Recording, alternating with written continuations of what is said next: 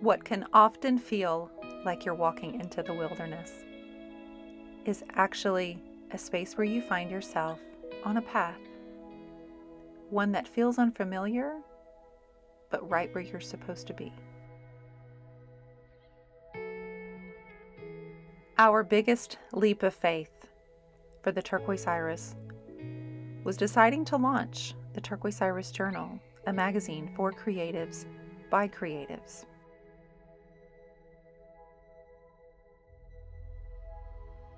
We knew we wanted to highlight the creatives, the ones we've met, the ones that had supported us, the ones that had lifted us up and encouraged us to keep going through all the obstacles, to keep going.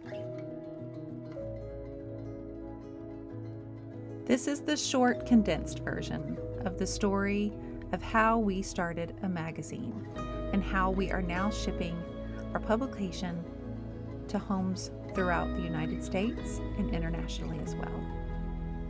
This story features our editor, Cammy Collins, and our beautiful family with some behind the scenes of why we do what we do, who we do it for, and how we want to thank you especially for being subscribers to the Turquoise Iris Journal.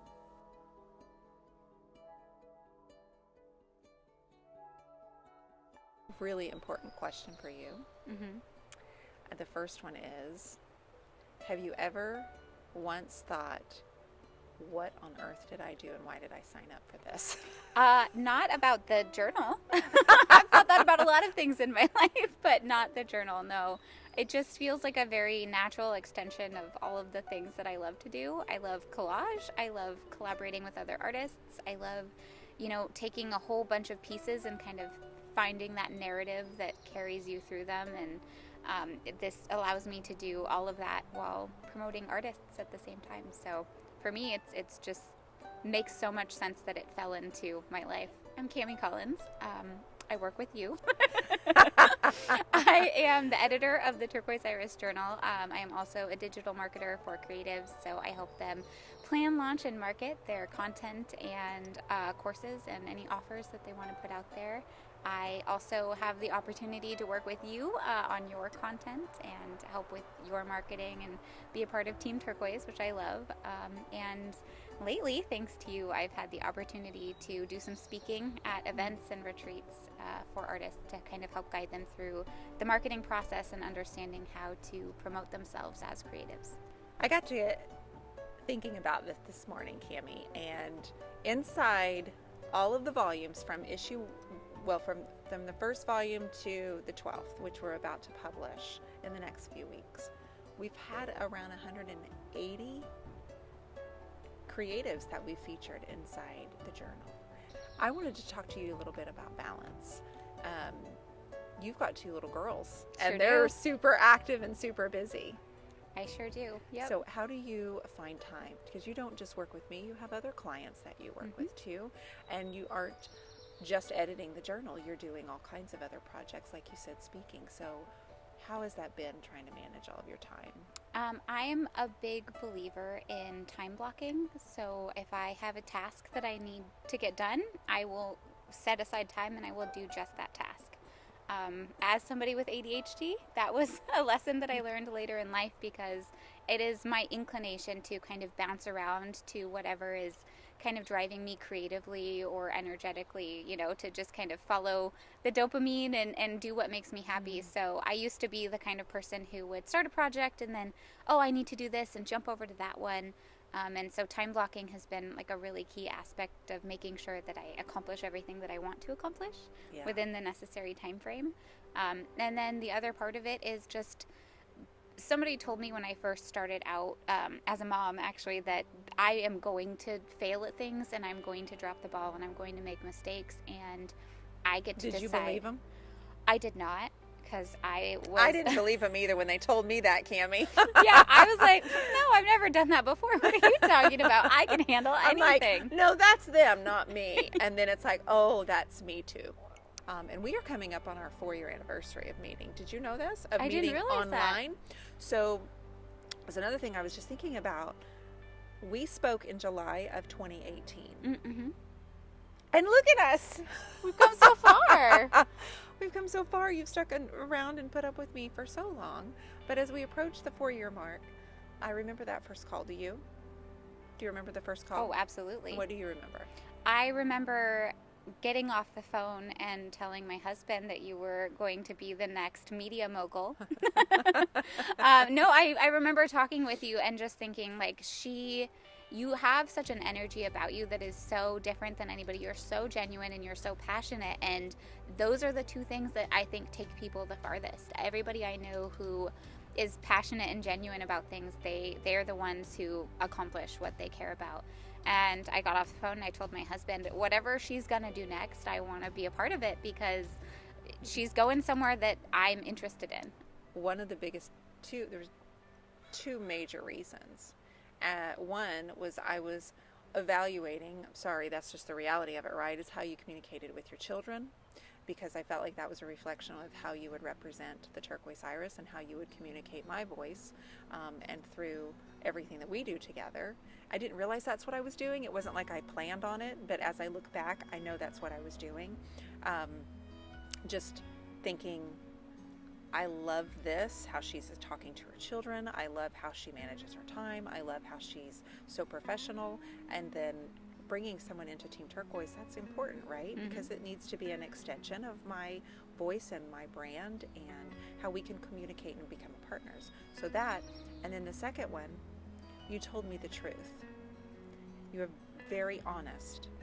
In 2020, we had one of our weekly wonderful calls, and I don't remember what we were exactly talking about, but you said, I think it's finally time you do your own magazine. And I remember I probably said, we can't do that. We don't have the resources. We don't have the money. We don't have the things. Do you know how to do that? And you're like, I can figure it out. Yeah. And I'm like, well, if you're going to figure it out on your end, I'm going to figure out it on my end. We need Erin. Thank goodness we got her too. We need Erin. We need to have Michelle. We need a team meeting pronto if we're going to move forward with this. And that's exactly what we did. We had a team meeting and let Michelle and Erin know that, what do y'all think? And Erin's like, can we? And can she? And she's like, yeah, we'll figure it out. And I think that's when people come to me and say, Dionne, you have the best team. I'm like, I know. It's their efficiency and it's the fact that they're willing to do this and try and grow. So I think that the foundation for the Turquoise Iris Journal was just founded upon just an excitement for the mission of all creatives together. Like, how do we give them a platform? How have you found your own voice through editing this journal? I think that as an editor, my job is to sort of really determine what our goal is with each of the volumes, right? We don't necessarily want to tell a singular story, but we want to have a focus. We want to give our readers something that is calling to them. And so that's one of the reasons why we have our focus word. It's one of the reasons why we kind of get together and talk mood board and just kind of throw out ideas for each volume. It's because as we curate timeless creativity, we want to make it a reference for creatives to go back to. And so when I'm putting a volume together and I think of it as a reference, it kind of allows me to understand how I pull from all of the creative references in my life. It's like a universal language. Mm-hmm. We talk about how creativity is a universal language. And it's important for us to give this platform where the 20-year-old can share with the 80-year-old. And we are so lucky to have something that is tangible that we can share that with, because I am such a big fan of print magazines. As somebody who does collage and I'm an antiquer, I love to antique and collect old things, I think it's so important to have a tangible record of who we are as artists and creatives and people. Because, digital content is so ephemeral. It disappears. If there's a server that goes down and you lose it, it's gone forever. But if there are copies in people's homes that can be passed down through generations and handed to antique stores and booksellers. I can remember being 12 years old and still loving magazines, collecting them. Of course, I didn't have any money to buy them at the time, but I always wanted to be in one. I don't know why. I don't know if that meant that I was validated as a creative or just as a person in general who had something to offer, but I remember always wanting to be in a magazine. And I never really got that experience until this past year. But having one is so much greater. Being able to provide that for a creative who has dreamt about having a memory made, like the memory you just mentioned, being in a journal for their grandchildren to pick up and go, that's my Nana, that's my mama. I also think it's very powerful that we connect so much more fully with things that we can hold in our hands, right? Like, I can hear a story about somebody, but if you take me to their home or, you know, show me some of the things that they actually held in their hands that belong to them, it makes their story so much more real to us. And so I love that we get to provide that. We get to have something that we can hand over and say, here, learn about this artist. And somebody can pull open a beautiful 2-page spread and see their art and see the person. And I feel that that connection is much stronger between our readers and the artists that we feature, just by allowing them to have it in their hands and really connect to them that way. It feels much more real, and it allows us, I think it communicates the stories more effectively. When you start a new journal, like you come to a point where it's like, okay, deadline's up, we've got everything we need, here we are. Where do you just jump in at? Like, how do you do this all on your computer in a program? And I mean, I know our behind the scenes system, but if you had to just go into a design style or the process, do you pull images first? Do you start one by one? I always start with images, because most of us creatives are very visual people, right? We're very, you know, inspired by imagery and not so much like text layout. Yeah. Even though I'm a writer and I love writing and I love storytelling, I know that a journal like this is a visual medium. And so for me, I like to start out by just kind of combing through all of the photos we've got and just picking the one that calls to me the most and building a spread around that first. And then because I start with images, I then, you know, fit the story around the pictures and try to use the pictures to guide the narrative of the story as well. A lot of times our contributors will give us, you know, tell us a little bit about maybe some of the art that they're showing or a piece of furniture that they painted within their narrative. And so I like to build around that so that it feels very connected for our reader. And then from there, I kind of take the heart of that story, whatever message that they shared with us, and I think about how that relates to each of the creatives that we're featuring in the journal also. Like, finding a connection. Yeah, finding the connections between each of the artists and our curators and ourselves, because of course we feature a lot of your work in there too. Yeah. And I try to kind of build stories that narrate through and kind of make it feel like it's a group of friends sitting in a circle, kind of passing stories around a campfire, so that no matter where you're flipping to, the next one feels like a seamless transition. Yeah, that's a good point. That's a hard job. It's a fun one. I really like it. I'm a very visual person, as you know, and I also love to tell a story. So I've told this a lot to our curators, but I really like something that boxes me in. I like a challenge. I like to feel like, okay, I'm limited by. You want to be boxed in? I want to be boxed in. I think it's the best way to find out what you're truly capable of, is to put limits on what you're allowed to do, because that's where you have to get really creative. I have a limit. I have a page count that I have to keep it under. Yes. I have a certain number of people that we have to be featured in there. I have your things that I want in there. I have my own things that I need in there.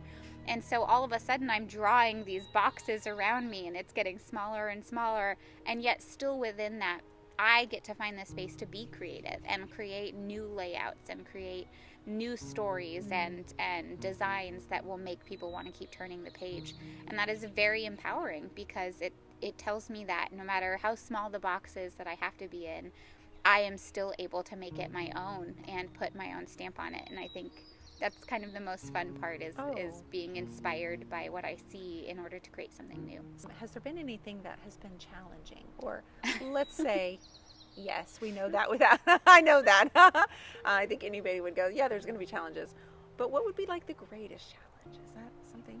I would say the most difficult thing is not being able to just put everyone and everything in the journal, because I think everybody has something important to share. Cut.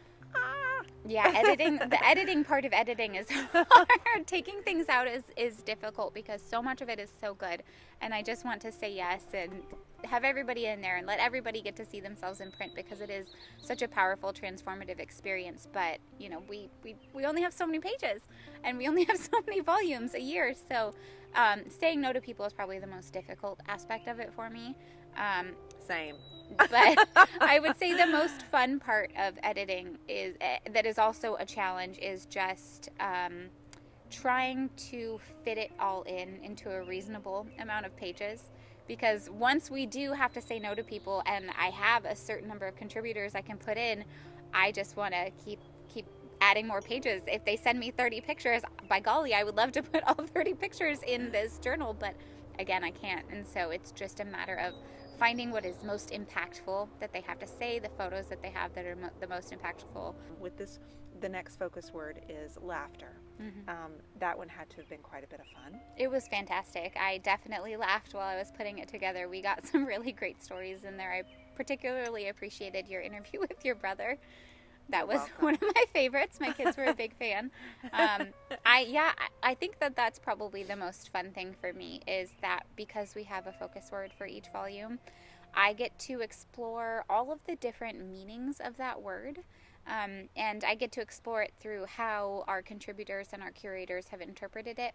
But I also get to explore what that means for me, because I do have a little bit of creative leeway. And so sometimes, you know, like for laughter, it's just as simple as choosing the two pictures that juxtaposed next to each other might make somebody laugh a little bit versus, you know, just two random photos. I get to take that level of care and have that level of intention with it. And I really appreciate that aspect of it, because, that is kind of part of the art of editing is, yes, my job is to make sure that things look nice and it's readable and I put all the important information in there.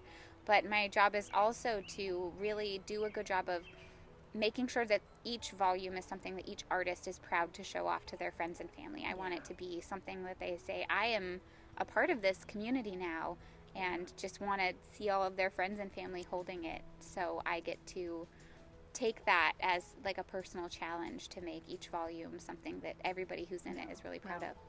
We were talking a minute ago about how you only can do so many pages. So with the understanding that there's this whole mail thing. You have to mail it to the postman, and we found out pretty quickly like what our weight limit is, and as tempting as it is to go over, we have to cut, and go back down. That's been another challenge. You kind of tapped into that too, but we found out about mailing, you know, printing, even down to the high quality plastic sleeves that we print the journal in. We want that to represent high quality as well, not get torn, not have pages fall out. Like, there are just so many things involved with a magazine that we've had to learn. And then the subscription part of it, which is where we just turned to Erin and go, here, you do it.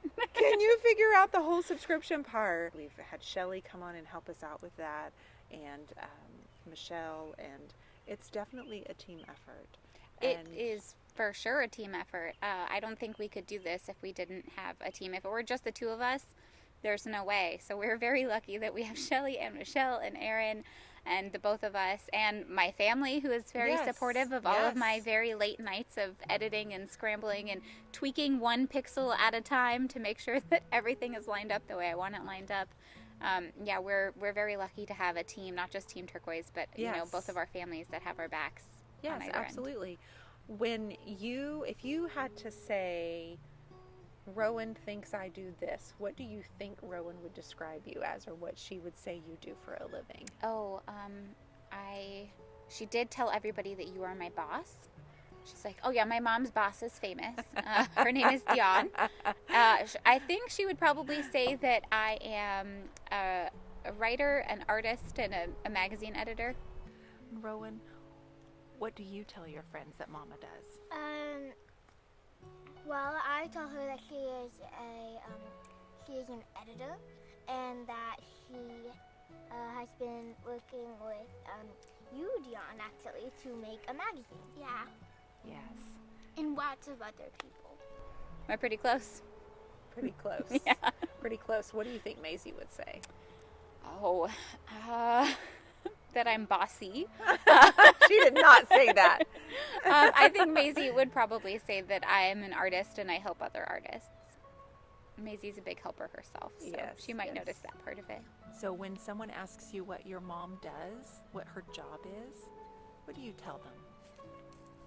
She works on magazines.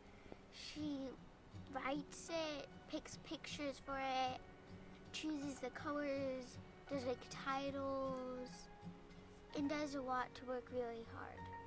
Cammy's daughters were happy to share their perspective on what it means to have their mom work for the Turquoise Iris Journal. I hope you enjoy what they have to say as much as I did interviewing them. Speaking with passion, we are here with two lovely ladies who I am so honored to have as my guests here today. I want you to both introduce yourself, and we're going to start right over here. My name is Maisie, and I am turning 8 this summer. Yes. And And my name is Rowan. I am 9 years old. what's your favorite animal? My favorite animal right now, I think, is an Arctic wolf. An Arctic wolf. Yes. Why do you love the Arctic wolf? Because they're just like, they just represent me sometimes. Mm-hmm. Like, they can either be like calm, like just calm and steady, or sometimes like ferocious and protective. Oh, and you're protective. Yeah. Are you protective of your sister too? Yeah, a little. Are you best friends? Yes, definitely. Definitely. So what's your favorite thing to do when you're not at school, Maisie?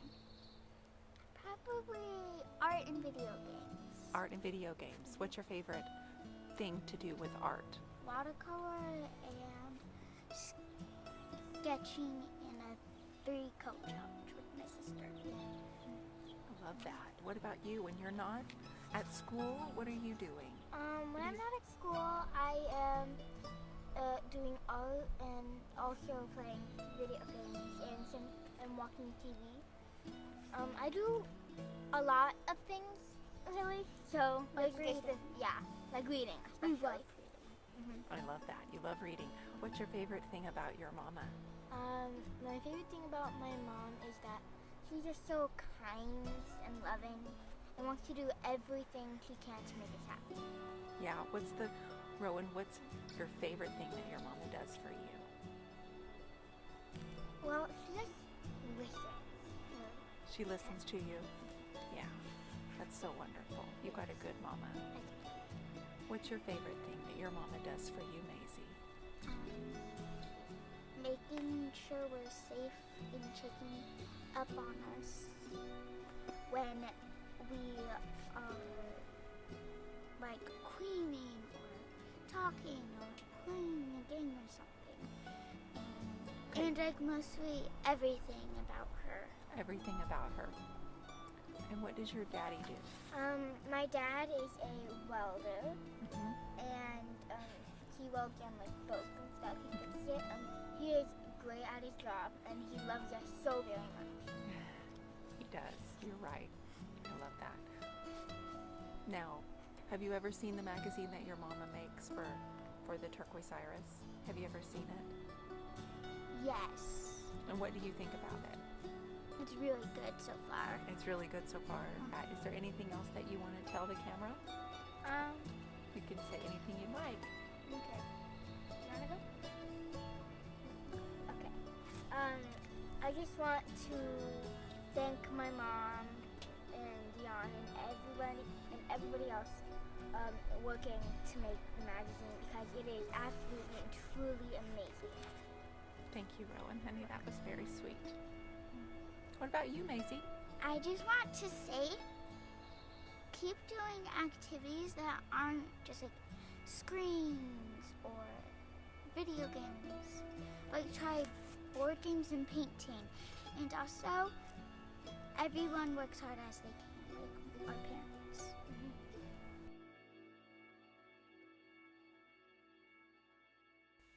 We want to thank each and every person who has ever talked about, written about, spoke about, shared, sent us a comment, subscribed to the journal. We want to thank our contributors, all of our curators, and our entire team.